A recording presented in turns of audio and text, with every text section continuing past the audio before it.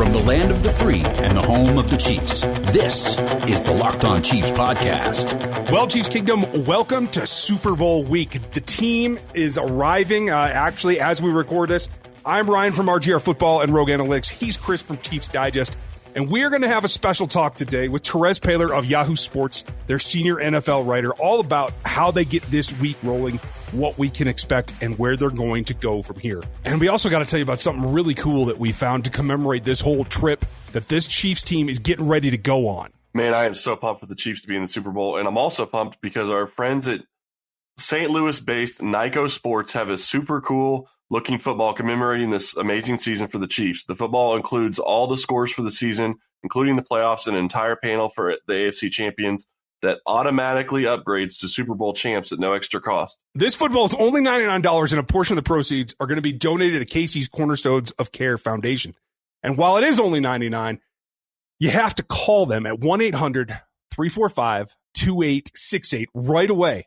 They're selling like crazy, so call them now at 1-800-345-2868.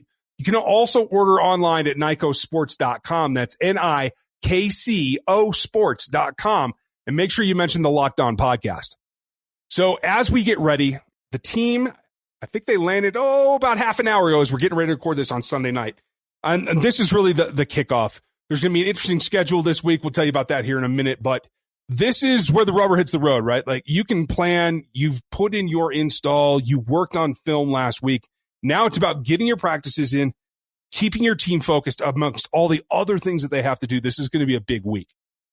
It's absolutely going to be a big week. And with, them landing in Miami, them getting there, one of the stories I really like seeing was that a lot of the players, Travis Kelce, Patrick Mahomes, Tyreek Hill, and there's several others, I didn't get all the names, but they're all wearing Tommy Bahama Hawaiian shirts. They're really supporting their head coach. Got to love that. They're all dressed the same. Really kind of enjoy that part of it. Travel in style, I guess. And it's definitely a different environment all the way around. Normally they'd see most guys in suits and that kind of thing. But for them to be, I think that's a good sign.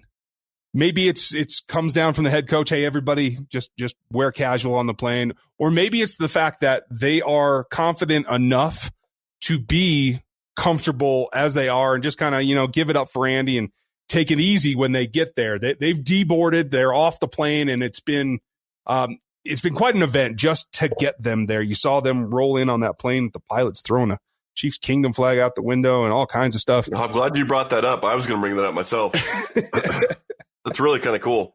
It is. I mean, and it's all, I think this is a week that's really dangerous for most teams because you can get over tense, over distracted. Distractions are definitely going to be a challenge. We'll talk about that here in a second. But I think overall, to be prepared to be loose when you arrive, I think that helps you set up for the week because the players have media starting at 7 p.m., a little after 7 p.m. on Monday.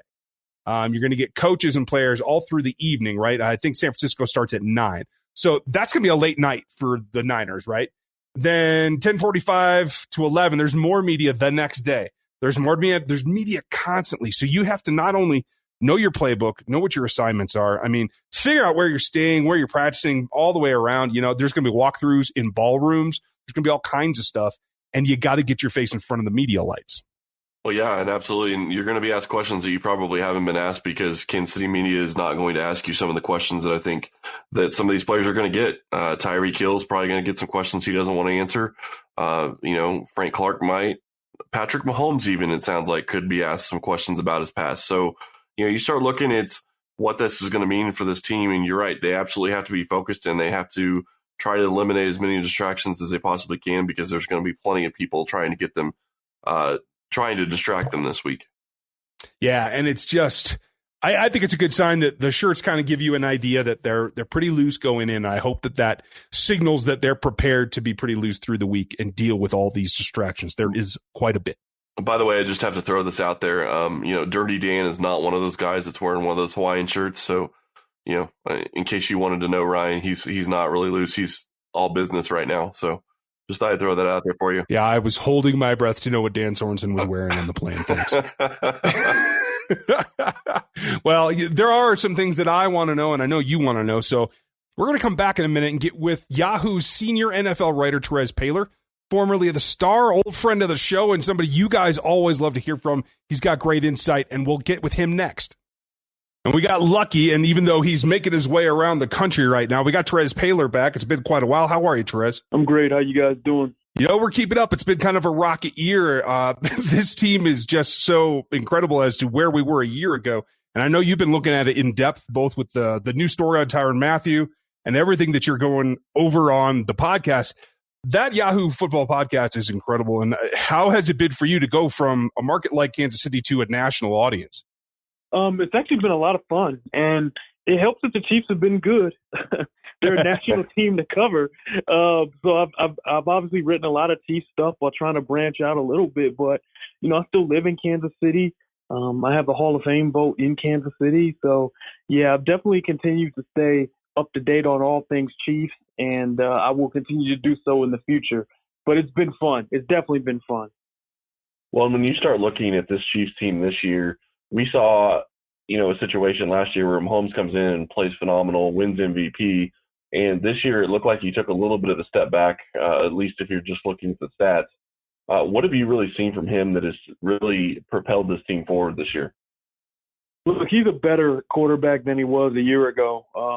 He's more decisive. He's more comfortable with the passing concepts. He was comfortable with him last year, but he seems like he's really seeing the field really well right now. And I also love the fact that he's using his legs more now to punish defenses.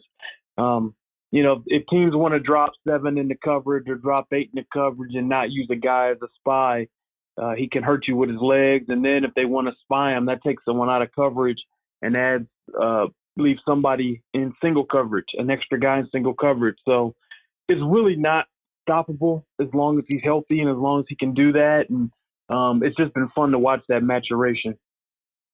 That's been incredibly important as they get ready to go to that step beyond where they've gotten in the past. A year after year, 2 years with him, AFC Championship, now on to the Super Bowl. Is it he being the catalyst, or is there anything special specifically about how they've built this team around Patrick Mahomes? Yeah, I mean, look, Mahomes' skill set is unique. With the ability and the mobility, but the ability to hurt teams with his legs and throw from off script, from making second reaction throws. So that opens up an offense, and it allows Andy Reid to be as creative as he wants to be honest. They've stocked this offense with speedy receivers that you have to honor, that help stretch the field vertically, that commands attention and opens up things underneath. And, like, the way you build a team around Patrick Mahomes is not going to change. Like, you give him premium targets, some fast guys that teams have to respect because speed still does kill, and defenses are going to have a hard time handling it. Kudos to the Chiefs for melding the system to kind of what the quarterback needs and wants to do and is most comfortable doing. The increase in shotgun is not a coincidence in that regard. And also kudos to them for surrounding him with the type of talent that allows him to flourish. You start looking at some of the weapons that they've given him. Tyreek Hill, he still has Travis Kelce, who's been successful in Kansas City for quite some time, Sammy Watkins, and now you have Mecole Hardman. You start looking at that offensive skill set position, and they've really put a lot of talent around Patrick Mahomes. But even in the games where he hasn't had some of those guys, he's still been able to be successful and flourish. How do you really see that playing out this week, this coming week going up against San Francisco? I think San Francisco's defensive front is really good. It's one of the most impressive I've seen all season. And I've watched a lot of football games this year, guys. Pound for pound, they're best four. D Ford, Armstead, Bosa, and Buckner. That's as good as any group in the league. It's probably the best, right? So that means they can generally generate pressure with four if your offensive line is not passing off stunts well, if there's any miscommunication. And, the Chiefs' offensive line has been pretty solid this year in pass protection. They're going to need to be because San Francisco can really tee after you, get after you, and tee off. Their linebackers are fast on the second. They're really fast on the second level. Quan Alexander, Dre Greenlaw, Fred Warner can all run.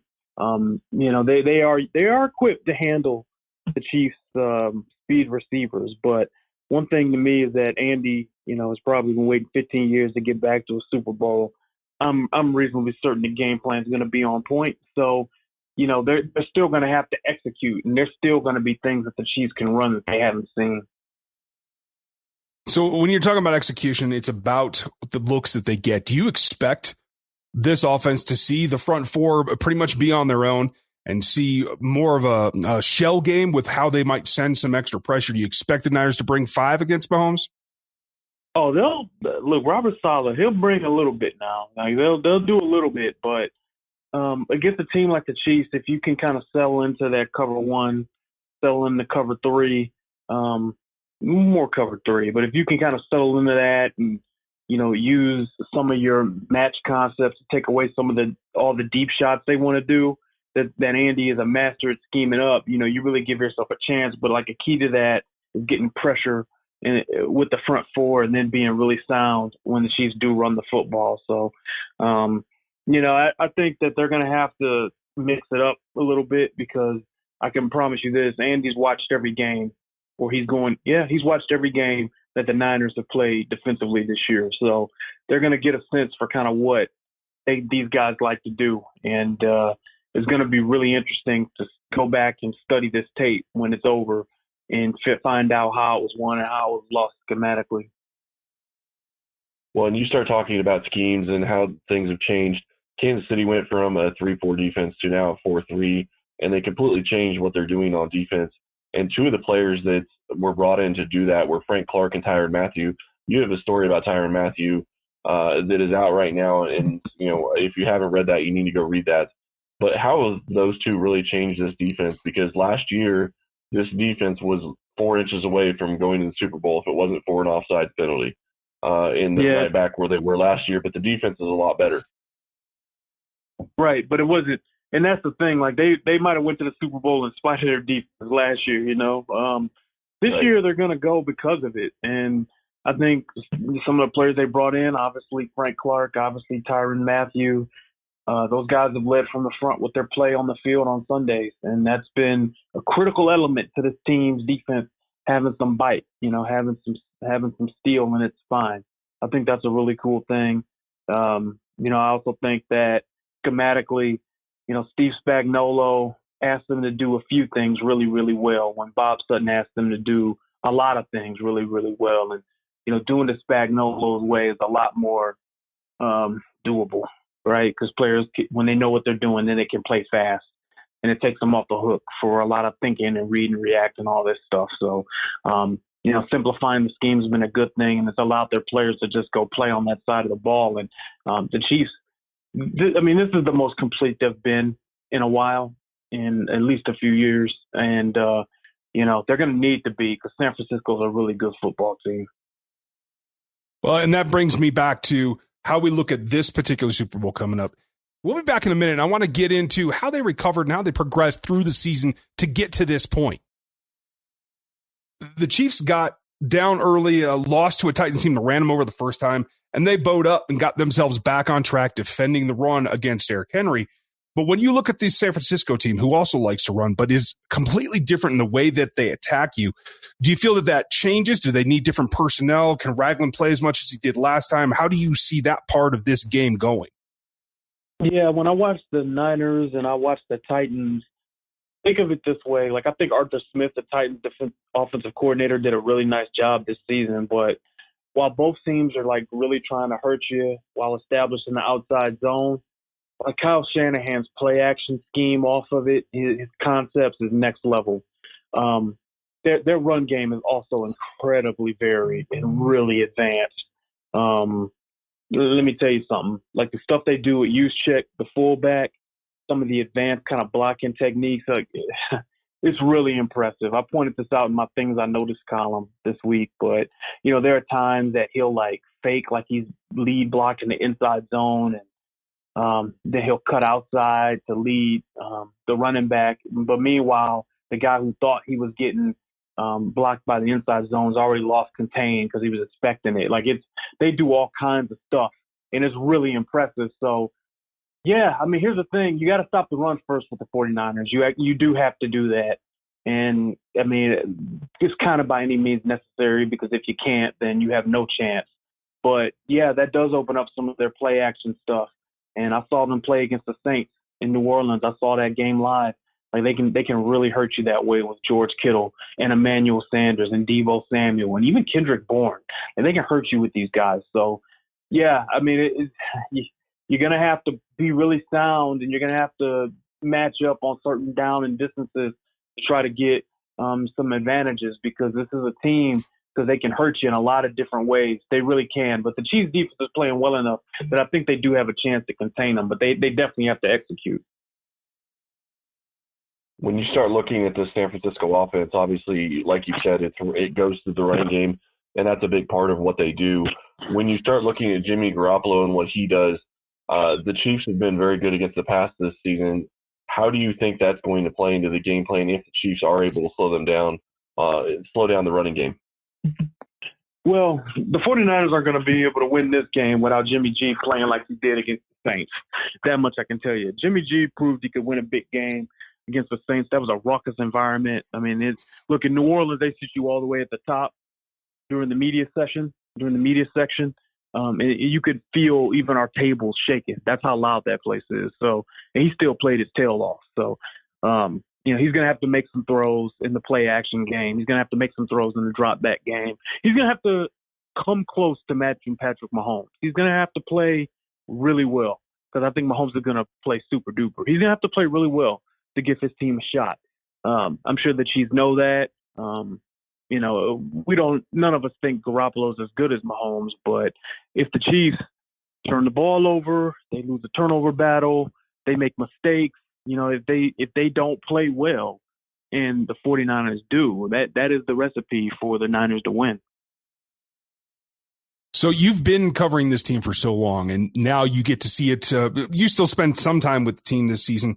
What's your big takeaway about the evolution of the roster as a whole, given the new leadership that's in the locker room? How do you feel they've moved on? I think they've done an interesting job of continue to cultivate leadership on the defensive side of the ball. I feel like, particularly Tyrann Mathieu, he has accepted and embraced the leadership role very completely in a way that I don't necessarily know we've seen just full go, right? Listen, there've been some great leaders on this team in the past, right? But Matthew's there in the locker room all the time, ready to be the statesman for the defense, that matters when it comes to formulating narratives, what's written about you. And that hasn't always been the case. Most of the time the leaders do speak a lot because they're the voice of the team. And I think that's something that Mathieu has embraced. And, even Frank Clark, Frank Clark will talk, and they're interesting. He's interesting. He says some stuff too. So it's been interesting to watch that roster really kind of develop. And, Brett Veach turning it from 3-4 to a 4-3 defense in offseason is crazy, but he's done it. So I think it's fun. If you're a Chiefs fan, this last offseason gave you a lot of reason to be optimistic about what they can do with the rest of Mahomes' prime over the next decade. Yeah, I like where they're going to. And one last real short question. The fact that Tyrann Mathieu's taken that mantle of being the spokesman, does that let Frank Clark be more himself and be more the aggressor, the guy that's not in the spotlight as much? Well, I think Frank was always going to be Frank. So, the Chiefs made sure that they got a guy that can lead similarly, but just does it differently.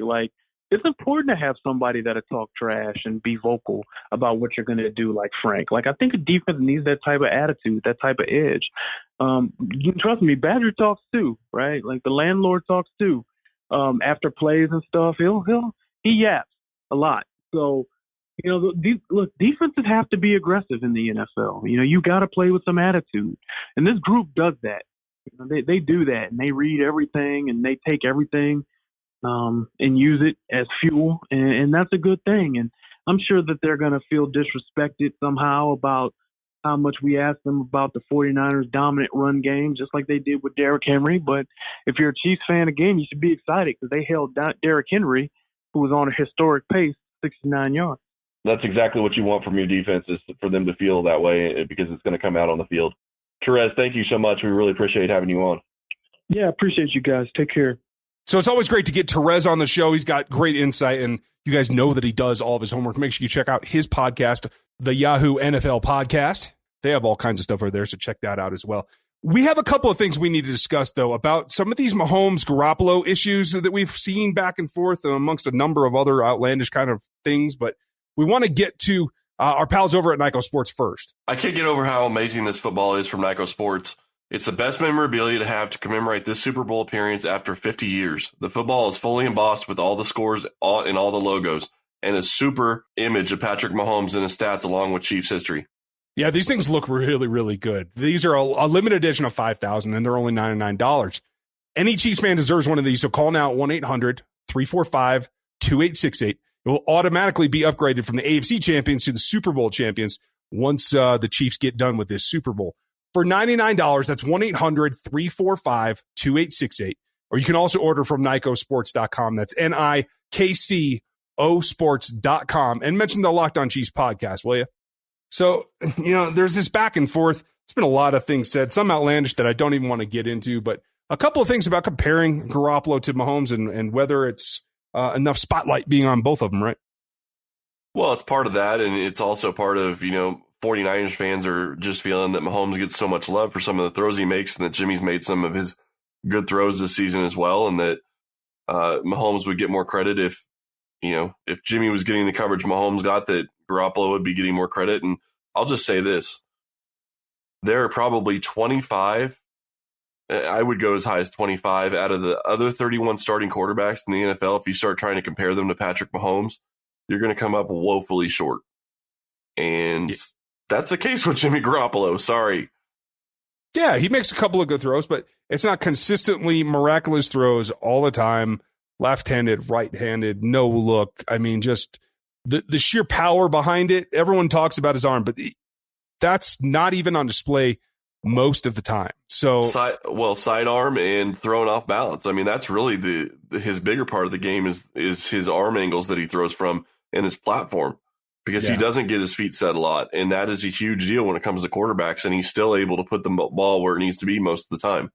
Yeah, and certainly makes a huge difference. And it's not to take away from Garoppolo. He does make a couple of good plays. I've seen a couple of Niners fans, really trying to point some things out. Yeah, that's a good play by a good quarterback. But it's not the consistently miraculous kind of stuff that you see from Mahomes. So while I understand that the Niners fans want to put up for their quarterback, it's not about what the fans think. It's about how the quarterback affects the game with his arm, and you can't compare anybody to Mahomes at this point. Well, and the other side of that, I really almost hate saying this, but at the same time, I really don't, because back off. Kansas City's actually got a superstar at this point, and San Francisco's had a superstar QB multiple times in the past. So deal with it. They're just better at honestly, Kansas City's just better at the quarterback position. That's all there is to it. And I don't think anybody is going to tell you straight truth that they would take Garoppolo over Patrick Mahomes unless they're a 49ers fan or a 49ers player. Yeah, I mean, that's just ridiculousness, and that's okay. Everybody has their opinion. Go for it, whatever. We'll see what happens on the field, and then that will take care of that. So don't get too wrapped up in it, folks. We're going to be back with you tomorrow. We'll have Matt Derrick hopefully tomorrow. I think that should be about right. We have tons coming for you this week as they get ready for the biggest game this franchise has played in 50 years. And there's just no other way to say that. So we will be here for you all week. Check out Chiefs Digest. Check out RGR Football on YouTube. We will have more for you tomorrow. Thanks for listening to us today, and we'll talk to you then.